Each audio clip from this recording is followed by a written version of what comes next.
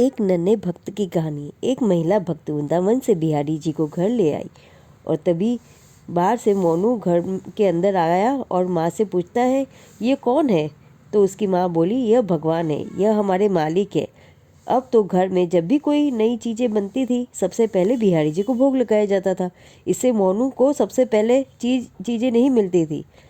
इससे मोनू बहुत चिढ़ने लगा क्योंकि इससे पहले उसको सबसे पहले चीज़ें दी जाती थी और मन ही मन ठाकुर जी को कोसने लगा। एक दिन मोनू की माँ काम पर जाते समय बोली, मोनू यमुना जी से मटकी में जल भरकर लाना।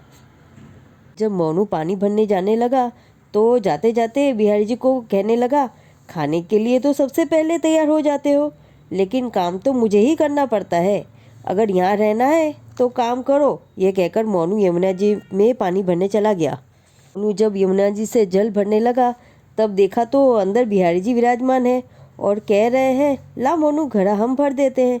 मोनू उनको देखकर हैरान हो गया और कहने लगा, नहीं नहीं, मैं अपने आप भर लूँगा। लेकिन ठाकुर जी ने अपने हाथ से उसके हाथ से घड़ा ले लिया और घड़ा भरकर घर ले आए। मोनू घर आकर डर गया रहा था कि माँ को पता चला कि आज मैंने ठाकुर जी के पास काम कराया तो माँ के हाथों मेरी पिटाई होगी। माँ ने घर आकर फिर बिहारी जी को गीले कपड़ों में देखा तो हैरान हो गई और कहने लगी, मोनू ये जरूर तेरी शरारत है, तूने ही इन पर जल डाला होगा। मोनू ने अपनी बात माँ के सामने रखी। माँ को समझाने की कोशिश की लेकिन माँ नहीं मानी। माँ ने चुप करा दिया।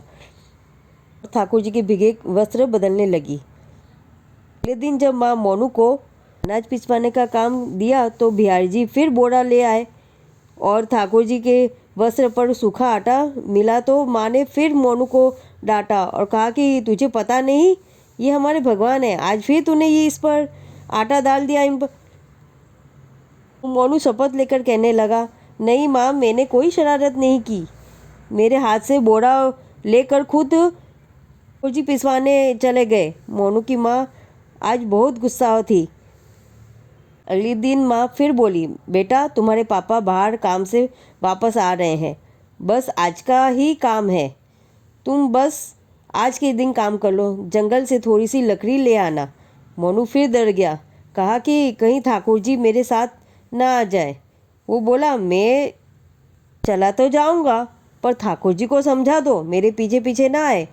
उसकी माँ हंसकर, हाँ हाँ समझा दूंगी, तुम जाओ। मोनू जल्दी जल्दी लकड़ी लेने चला गया और माँ काम पर चली गई। लेकिन उस दिन माँ काम से जल्दी वापस आ गई। उसने देखा कि बिहार जी की चौकी खाली है, वह वहाँ विराजमान नहीं है। वह एकदम घबरा गई, कहीं यह मोनू की शरारत तो नहीं है। वह भागी भागी जंगल की ओर गई। वहाँ उसने देखा कि मोनू के साथ एक इंसान लकड़ियों का भाला लेकर आ रहा है। मोनू देखकर वह बहुत हैरान हो गई। फिर मोनू के साथ ये तो देखा गौर से तो लगा कि ये तो बिहारी जी है। ये क्या हमारे भगवान हमारा ही काम कर रहे हैं? इसका अर्थ है मोनू बिल्कुल सही बोल रहा था। वह जल्दी से भागकर ठाकुर जी के पास गई और लकड़ियों का भाला हाथों से लेकर पैरों में पड़कर रोती हुई बोली कि बिहारी जी, ये आप क्या कर रहे हो? मुझ गरीब का काम क्यों कर रहे हो? ठाकुर जी मुस्कुराते हुए बोले, हमें तो तेरे बेटे पर बहुत प्यार आया। सब लोग हमें भगवान समझते हैं, लेकिन तेरा बेटा है जो मुझको अपना मानता है। अपना मान कर मुझे डांटता भी है, हमारे हमारे से गुस्सा भी करता है और हमें अपना समझता है। जो कोई हमें अपना समझता है उसे हम अपना मान लेते हैं, अपना बना लेते हैं। इसलिए कहा गया है कि भगवान को अपना दोस्त समझकर उनके साथ बात करनी चाहिए।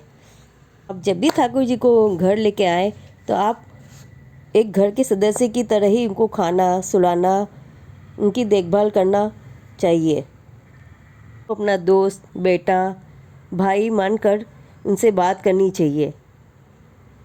वह भी अपना मानकर वही विराजमान रहेंगे और हमारा कल्याण करेंगे। जय श्री कृष्ण।